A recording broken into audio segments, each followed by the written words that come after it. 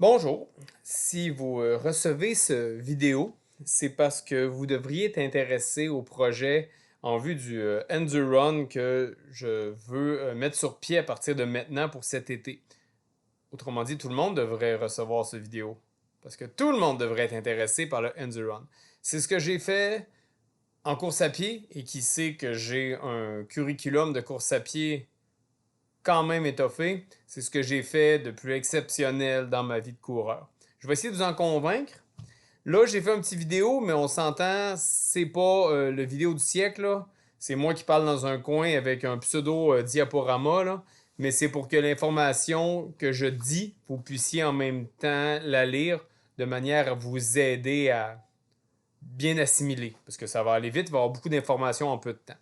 Donc, pour ceux qui ne le savent pas, le Endurun, d'abord, c'est quoi? C'est une course qui mériterait d'être mieux connue. Ça fait maintenant un peu plus de 10 ans que ça existe, presque 15 ans si je ne me trompe pas. Et c'est en Ontario, dans la région de Kitchener-Waterloo. C'est une compétition sur plusieurs jours. En fait, c'est 7 courses, 7 épreuves qui s'étalent sur 8 jours. Il y a une journée de repos au milieu. Mais c'est pas une course par étapes, là, comme les traversées du désert ou ceux qui font. C'est pas une course, c'est bien 7 courses différentes, mais avec un cumulatif d'une journée par-dessus l'autre au fur et à mesure, qu'on complète 160 km. C'est ça la distance totale, 100 miles, que ça fait au terme des 7 jours. C'est toujours les départs à des endroits différents. C'est généralement 20 minutes, 15 minutes de voiture d'une place à l'autre. C'est pas très compliqué de se rendre en voiture en général. Et il y a de tout là-dedans. Vraiment, là, il y a plusieurs courses sur route. C'est à peu près la moitié des 7 épreuves. Il y a de la trail, il y a de la piste. Puis en fait, au lieu d'être flou, je vais y aller de façon plus précise. Rapidement, la première étape, j'ai mis stage parce que c'est le nom en anglais. Là, on s'entend, ça fonctionne en anglais là-bas. Le stage 1, c'est un demi-marathon sur route. À partir de ce qui est un peu le quartier général, c'est-à-dire le petit parc communautaire à proximité de la maison de l'organisateur. Le deuxième jour, c'est un contre-la-montre. Donc, ça veut dire qu'on part à 1 minute d'écart en ordre inverse d'arrivée de la veille. Autrement dit, le premier du demi-marathon va partir le dernier du contre-la-montre. Puis le dernier du demi-marathon de la veille va partir premier du contre-la-montre. Puis là, il y a un petit thrill à essayer d'en rattraper certains et de ne pas se faire rattraper par les autres. La troisième journée, c'est un cross-country, donc c'est essentiellement sur gazon, terre battue, de 30 km. La quatrième journée, c'est un 10 miles, autrement dit 16 km, sur un aller-retour, ou à peu près un aller-retour, d'une route en terre battue, mais qui se veut la première étape de côte. Les autres parcours jusqu'à présent, c'était roulant. C'était pas plat, mais c'était pas, on peut dire, côteux. Là, c'est quand même un parcours avec un bon dénivelé. Ceux qui ont déjà été courir à Chester avec moi savent de quoi ils en retournent. C'est à peu près, vraiment à peu près le même genre. La cinquième journée, c'est un jour de repos. Il y en a qui en profitent pour bouger, il y en a qui vont se faire un massage, il y en a qui, écoutez, faites ce que vous voulez. C'est un jour de repos. Avant d'entamer les 3 derniers. Les 3 derniers jours, ça commence avec le Stage 5, le cinquième, qui est une course de trail. C'est avec des single track. C'est vraiment, vraiment une course en sentier qui fait 26 km. La 10e journée, c'est le deuxième contre-la-montre de la semaine, qui là est en groupe, mais en 2 groupes, si je ne me trompe pas, selon le classement général à ce stade-là. Dans le fond, c'est plus un contre-la-montre. Oui, c'est un contre-la-montre. Je ne sais plus. Il y a eu des changements vraiment, vraiment au compte-goutte à travers les années. Puis des fois, j'avoue, j'ai pas tout suivi, il faudrait que je vérifie. Mais c'est sur piste en tout cas. C'est un 10 km, comme je vous dis, qu'on fait de la trail, on fait de la route, on fait du cross, on fait de la piste. Et ça termine la 7e journée avec un marathon sur route, qui est d'ailleurs certifié, qualifié, qualifiable pour aller à Boston. C'est un vrai marathon en bonne et due forme. Qui est généralement là, à partir du même point que celui du demi-marathon du premier jour, mais il y a peut-être eu des changements là-dessus. C'est quand? C'est toujours en août. C'est du samedi. Non, c'est du dimanche au dimanche. Non, du samedi. Du samedi 13 août au dimanche 12 août, ça marche pas. C'est du dimanche 13 août au dimanche 20 août. Il y a une erreur sur mon PowerPoint, c'est pas bien ça. Euh, Pourquoi je me mêle? Ben, c'est parce qu'en fait, le samedi, là, ça marche, il y a une activité d'accueil. Elle n'est pas obligatoire, mais je conseille tellement d'y aller. Euh, L'organisateur prend la peine de présenter ses bénévoles. On s'entend pour une épreuve comme ça, les bénévoles, là, ça fait partie du groupe. C'est aussi l'occasion de prendre connaissance un peu de qui vont être les participants. Souvent, c'est des gens qui se connaissent. C'est l'occasion de se retrouver. On va chercher notre dossard, on ramasse nos bébelles pour que ça commence le lendemain.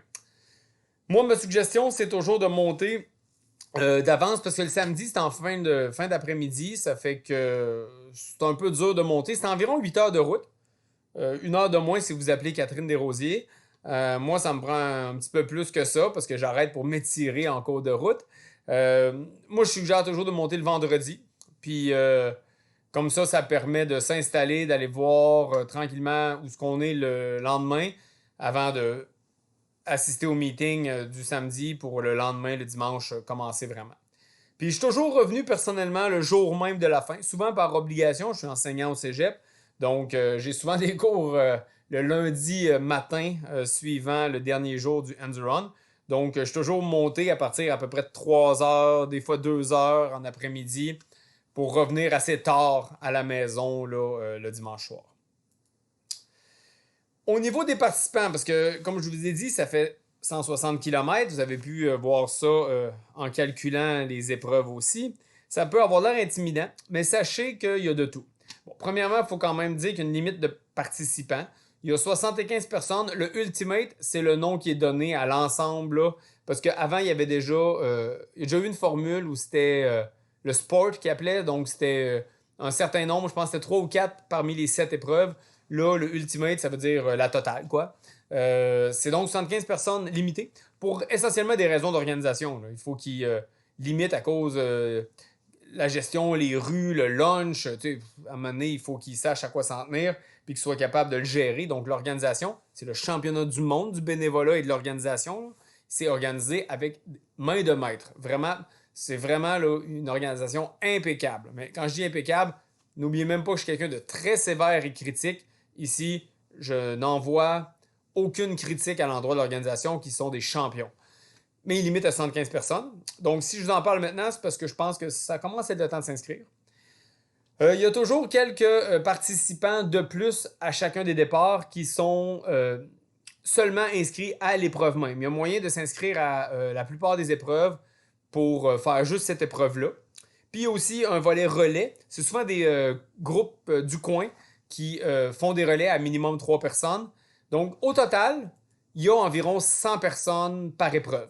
Plus une tonne de bénévoles. Là. Il y a comme des bénévoles pour le parcours, pour le lunch, pour le chronométrage, pour ci, pour ça. Mais grosso modo, on est à peu près 100. Des fois un peu plus, des fois un peu moins, mais à peu près 100 personnes pour chacun des départs. Puis le niveau est variable. Ça va de. J'ai marqué sub, élite. C'est parce que ce qu'on appelle de l'élite est comme assez relatif. Hein?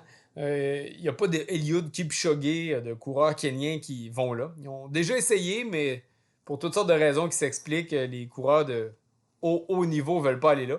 La bourse n'est pas assez élevée, pour le dire franchement. Puis, il y a des bourses. Les 3 premiers ont quand même un genre de 500 300 au total de la semaine. En tout cas, on va pas là pour ça. Ça va de coureurs, par exemple, qui font le demi-marathon en plus ou moins 1h10, 1h11. Il y en a toujours un, deux. À quelques-uns qui font chez les gars le demi-marathon autour d'1h20, un peu plus, un peu moins. Chez les filles, 1h30, un peu moins. À des coureurs qui sont, pour être tout en pratique, dire débutants. Il y en a qui vont faire leur premier marathon durant l'événement. Il y en a qui vont aussi faire leur premier 30 km. Puis moi, j'ai déjà vu un gars euh, qui en était à sa plus longue sortie la journée 1, quand il a fait le demi-marathon. En fait, il avait pas dépassé 12 km avant de se rendre en entraînement, avant de se rendre au on the run. Donc, il y a de tout. Il y a un gars, moi, ça me prend 11-12 heures au total des 7 épreuves, en moyenne. Euh, je vous dis ça comme si c'était pas précis, mais mon record, c'est 11h18, là. Puis j'ai fait 11h21, 22 les autres fois. Mais il y a un gars qui a déjà pris quasiment le double de moi. Il y a un temps limite par épreuve. Il est quand même assez. Écoutez,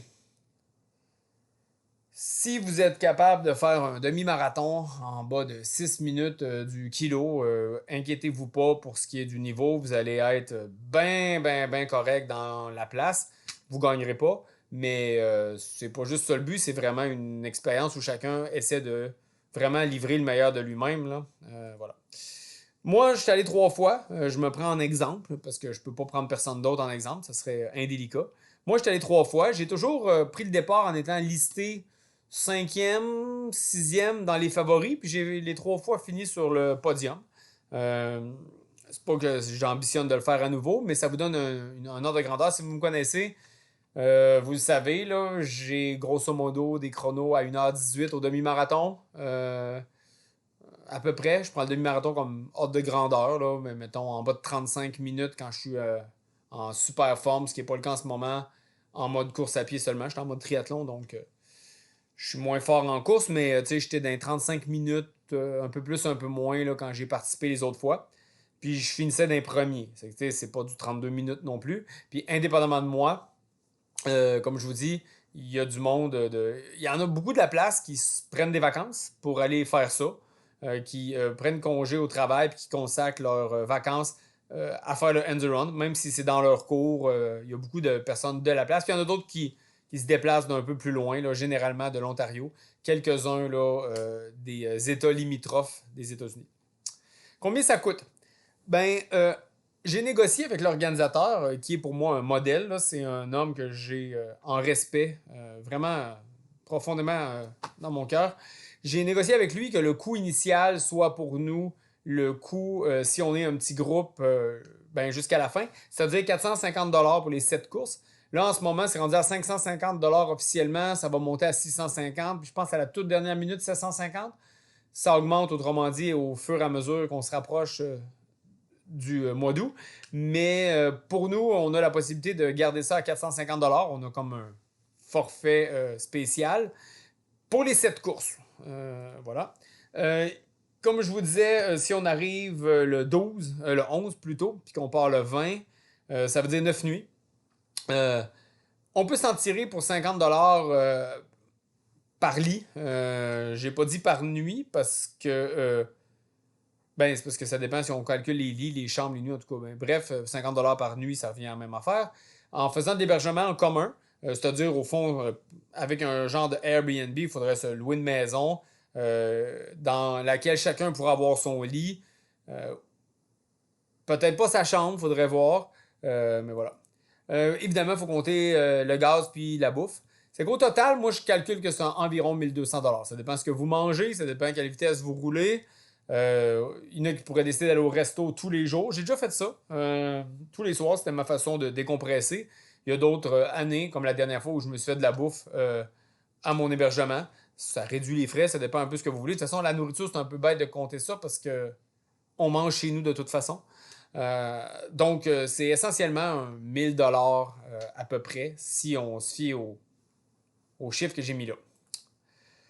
Pensez que c'est quand même vraiment pas dispendieux là, quand on a 7 courses, dont un marathon qui est qualificatif pour Boston. Je vous l'ai pas dit, mais après chacune des courses, il y a un lunch. Puis le lunch, là, c'est le record du monde du lunch, là. C'est pas un petit sac avec un yogourt, un ficello, puis 2 bâtons. Non, non, non. C'est des réchauds avec des plats chauds, avec des plats froids, avec des desserts, avec... écoutez, ça fait 4 tables, là. Des tables de cafétéria, là.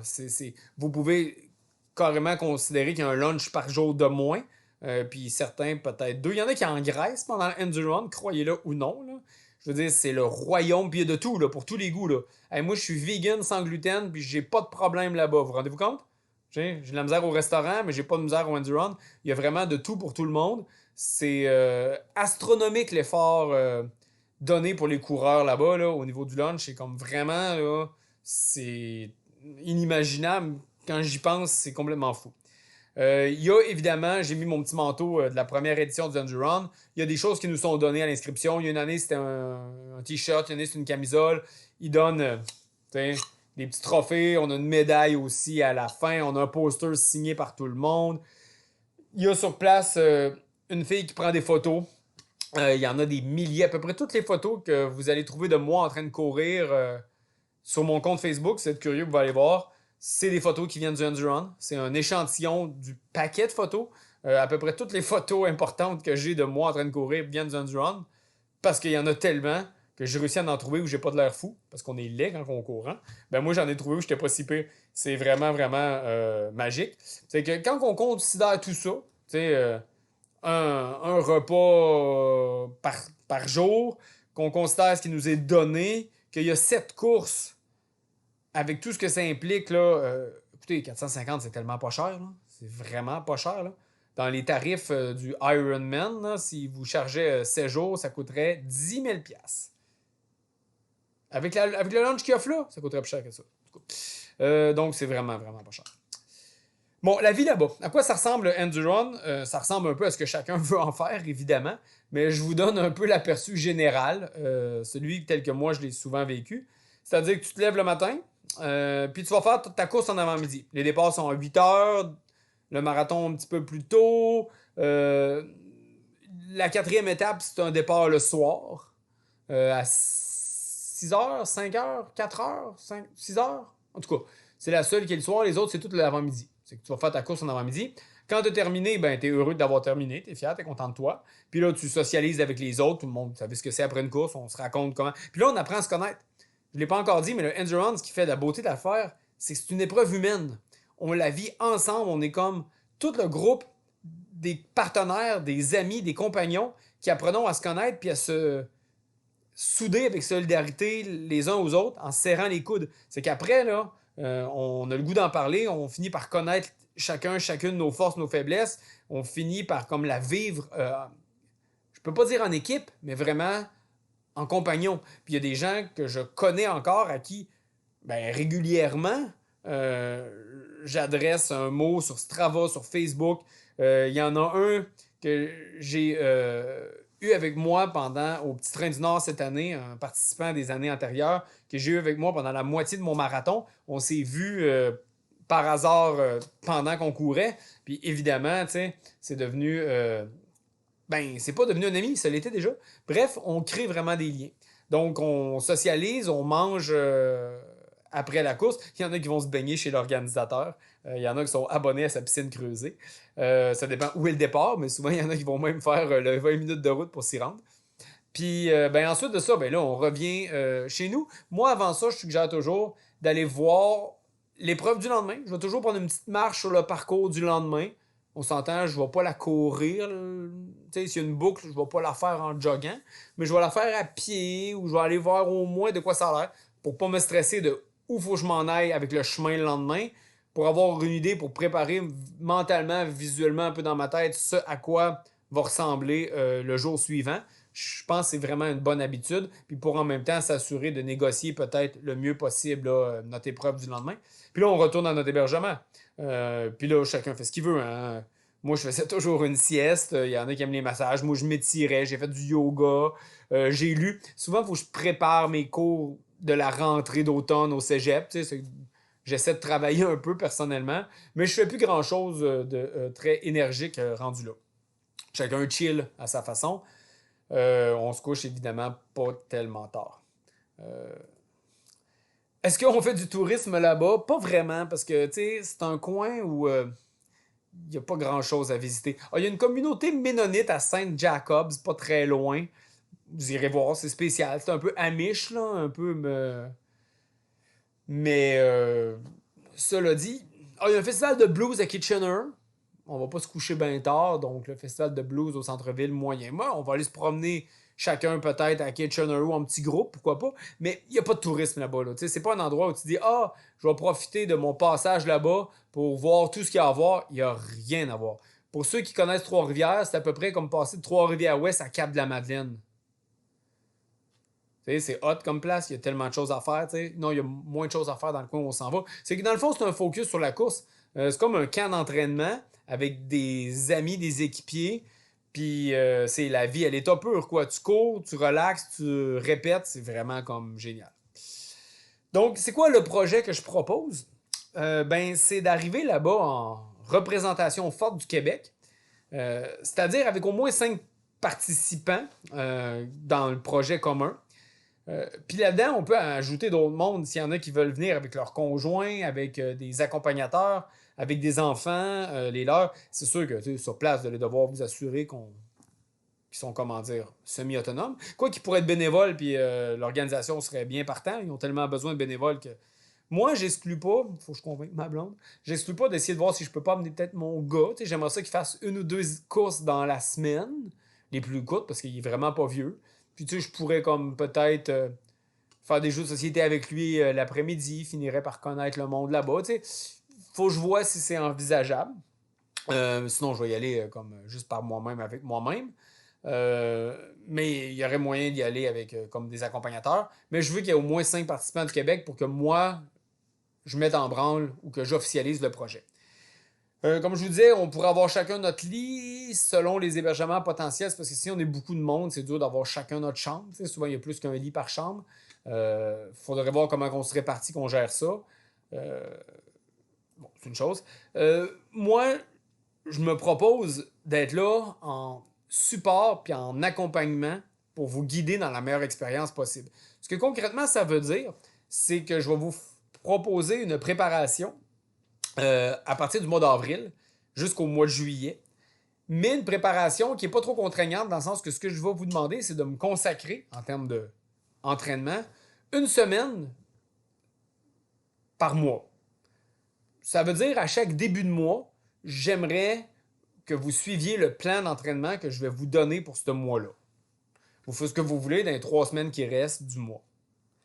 La semaine d'entraînement que je vais vous demander, dans le fond, je peux vous le dire tout de suite, ça va être une sorte de mini end-run. Donc, ça va être une semaine intense, on s'entend là-dessus. Mais en réduisant un peu l'intensité, un peu le volume. En termes de volume, ça va être 20% en avril, 40% en mai, 60% en juin, puis on va monter à 80% à peu près en juillet. Donc, ça veut dire quand même une bonne semaine là, de 120-130 km, mais en réduisant un peu l'intensité, mais en faisant chaque jour, dans le même mode qu'au Endurance, des distances qui vont ressembler sur des surfaces autant que possible, qui vont ressembler au Endurance. Puis là, je vais vous donner des indications, mais c'est ce que j'aimerais pour vous préparer. Tout le monde y va un peu avec sa forme générale au Endurance, mais je pense qu'avoir un peu de préparation spécifique, c'est bien. Trop en avoir, c'est pas mieux non plus. Je l'ai déjà fait. Mais il faut que je pense avoir au moins simulé et s'être préparé pour vivre une expérience plus satisfaisante rendue là-bas. Ben, sur place, je vous partagerai un peu ma connaissance du terrain. C'est-à-dire qu'il y a des nouveaux parcours, je ne les ai pas vus. Ça a changé avec les travaux les travaux routiers qui ont eu à vivre là-bas. L'organisation a eu à changer certains parcours. Donc, il y en a plein que je n'ai pas connus. Mais l'habitude d'aller voir les parcours, comment s'échauffer avant, comment comme dealer la récupération un peu, comment se préparer mentalement ou surtout physiquement, qu'est-ce qu'on doit amener là-bas pour comme, réussir le mieux possible. J'ai quand même, je vous le disais, fini sur le podium à chaque fois, alors que je n'étais pas des favoris, c'est parce que j'ai quand même développé, je pense, une certaine acuité quant à ce qu'il faut savoir, ce qu'il faut comprendre, ce qu'il faut faire.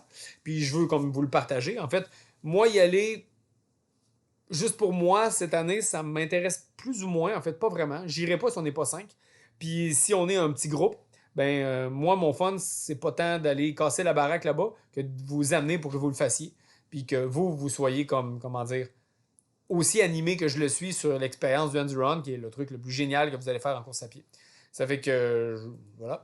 Je vais évidemment voir à ce qu'on soit identifié comme un groupe, c'est-à-dire qu'entre nous, on se reconnaît. Je vais créer un groupe Facebook, puis je vais nous demander de partager un peu comment ça se passe, notre préparation, puis on va pouvoir s'échanger des commentaires, des remarques là, en courant, d'année. Puis je veux insister sur le fait que le projet que je vous propose ne vous empêche pas de maintenir d'autres engagements sportif que vous pourriez avoir. Si vous avez une course, par exemple un marathon au printemps, ça se peut que la semaine que je vous demande en avril-mai soit un petit peu dur à placer. On négociera, il n'y a rien comme de pas flexible là-dedans. Si vous avez un autre entraîneur, écoutez, là, faites juste lui signaler ce qui s'en vient. Moi, j'ai pas de problème parce que vous le partagiez, ce que je vais vous donner comme plan. Moi, personnellement, j'étais en mode triathlon. Je ne vais pas m'arrêter de faire des triathlons. Je m'en vais au championnat du monde en septembre, là. Ça fait que mon but, c'est pas de scraper ma saison de triathlon à cause du endurun. Je vais faire le endurun avec vous, c'est ce que je souhaite, à travers mes autres expériences. Il n'y a rien qui engage rien, qui empêche rien. Bon, le projet Québec Squad, comme j'aime appeler ça, on pourrait y trouver un autre nom. Ben, c'est un peu le temps de s'inscrire, là. Comme je vous disais, il y a 75 personnes maximum. Je pense qu'on peut laisser 3 semaines, c'est-à-dire jusqu'à la mi-février, pour que vous signaliez votre intérêt. Puis quand je dirais on a 5 personnes, ben là, c'est go, allez vous inscrire pour que vraiment on dise, gars, ça existe. Là. Moi, je me méfie toujours des gens qui me disent, oh, ça m'intéresse, mais tant que la personne ne s'est pas inscrite, ben, son intérêt demeure juste hypothétique. Donc, à partir du moment que j'ai 5 personnes qui me disent, oui, ça m'intéresse, je vais m'inscrire, puis que j'en ai 5, je vous le dis, puis on va s'inscrire les 5. Puis si on est 6, puis on est 7, puis on est 8, puis on est 10, puis on est 20, tant mieux. Mais là, on n'aura plus de place parce qu'il va en manquer. Mais vous comprenez donc l'idée. On est déjà 2 personnes, si je compte moi puis Catherine, qui est déjà. Ben, Catherine est déjà inscrite, moi pas encore, mais ça fait qu'il faut au moins 3 personnes de plus.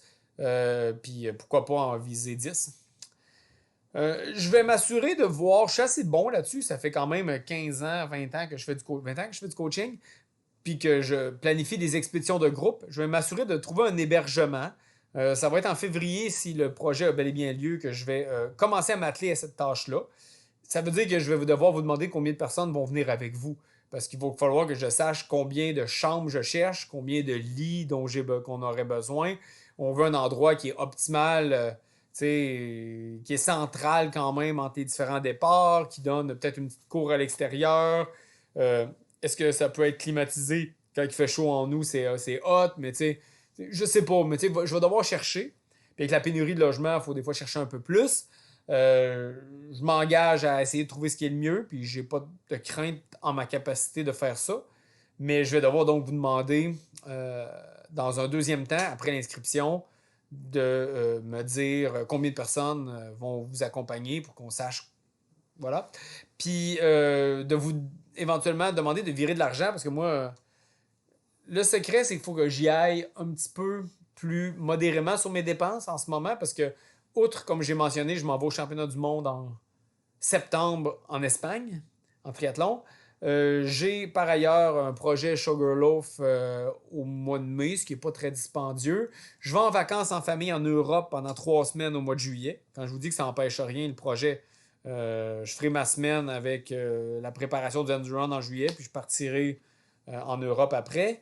Puis tout ça mis. Ah oui, puis là, je viens d'accidenter mon auto. J'ai accidenté mon char, puis le problème, c'est que j'avais oublié de dire, après le retour de la pandémie, que je n'étais plus en télétravail. Ça fait que ma prime, ça va faire mal. Une partie de l'assurance qui va devoir être à mes frais. Enfin, pas de l'assurance, mais des réparations. C'est que tout ça combiné, ça fait beaucoup de milliers de dollars de mon côté. Puis je dois réduire quelque part les dépenses. Ça fait que c'est sûr que j'aurai pas la liquidité pour payer 9 nuits d'hébergement pour un truc pour genre 5 à 10 personnes. On comprend, là? Ça risque d'être un genre de 4 000, 5 000 dollars. Donc, c'est sûr que vous allez devoir me virer de l'argent pour que je sois capable d'assurer le paiement pour la réservation. Surtout si c'est un genre de Airbnb où il faut comme souvent payer d'avance, en tout cas. Bref, on conviendra de tout ça en temps et lieu, là, mais ce sera en février. Moi, je ne demande rien pour le coaching. Là, ça me fait plaisir. C'est pas un gros effort. C'est juste une semaine par mois que je vais vous demander. C'est comme un plan. Ça va me faire plaisir de vous donner des conseils. Sur place, là-bas, c'est un peu mon plaisir que de partager avec vous une chose aussi belle que le Endurance. Si vous voulez vraiment me rémunérer, vous me ferez un cadeau. Tant que c'est vegan et sans gluten, il n'y a pas de problème. Mais je vous demande rien. Voilà. Donc, dès que j'ai 5 personnes qui me disent moi, ça m'intéresse, je suis prêt à m'inscrire, dès que tu me dis qu'on le fait, ben, je vous assure ça. Je crée le groupe Facebook pour que ces 5 personnes-là se connaissent. Si on est 6, on est 6. Si on est 7, on est 8, on est 9. Si vous connaissez des gens qui peuvent être intéressés, vous leur faites écouter les vidéos. Moi, je vais l'envoyer à différentes personnes. Puis faites pareil. Là, je pense pas que on ait à restreindre le nombre d'intéressés. C'est sûr que c'est premier arrivé, premier servi. Il y a un nombre de places limité parce que le Endurun permet juste 75 personnes. Mais je pense pas, au moment où on se parle, il reste encore une dizaine de places. Que je pense pas que ce soit critique au moment où on se parle. Donc voilà, c'est que j'espère que vous avez eu réponse aux questions. J'espère que je vous emballe. Ce que j'ai pas assez dit, c'est à quel point c'est un truc humain. C'est aussi une expérience sociale. On apprend à se connaître, on apprend à faire, on se fait des amis. On se dépasse soi-même en faisant des choses qu'on n'aurait pas cru possible. Puis c'est parce qu'il y a un groupe qui nous accompagne dans le processus qu'on fait des choses qu'on n'aurait pas cru possible. Là-bas, le taux d'abandon est quasiment de zéro. C'est incroyable, mais pour une affaire aussi folle en termes de kilométrage puis d'effort, il y a à peu près personne qui réussit pas à passer à travers puis à le faire. C'est parce que justement, il y a un effet de groupe qui nous amène là, à chacune nous dépasser. Donc, c'est vraiment, surtout à cause de ça, un truc inoubliable. Puis j'espère que vous allez venir pour ne pas l'oublier jamais jusqu'à la fin de votre vie en embarquant là-dedans là, cette année. C'est une année unique, ça ne reviendra pas. C'est pas quelque chose que je vais refaire après. C'est comme un one-shot cette année. Puis embarquer, c'est maintenant. Let's go, let's go!